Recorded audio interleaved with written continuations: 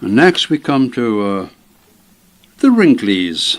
And this is a subject dear to my heart because I am suffering from all various parts of the body, and they're all mentioned here.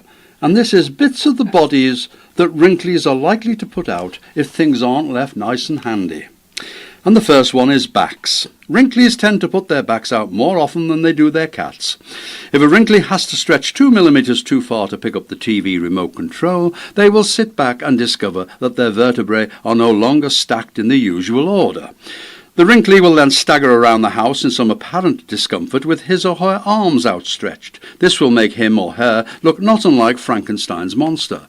For this reason, the best treatment may be to strap the pained wrinkly to a large slab in the attic and run a few million volts through their body in an attempt to jolt them back into shape.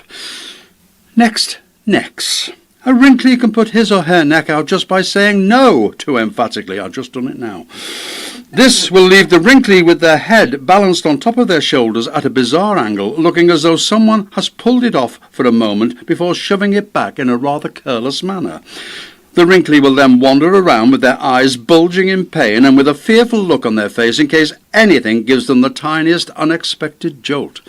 They will nevertheless keep imploring their wrinkly partner to get hold of their head by the ears, pull it, and then let go abruptly, as though it will magically then spring back into position. Shoulder. Stretching too far for the remote can leave a wrinkly in a permanent state of shrugging one of their shoulders but not the other. Ankle.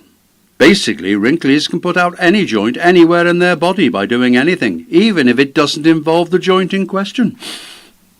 Hands.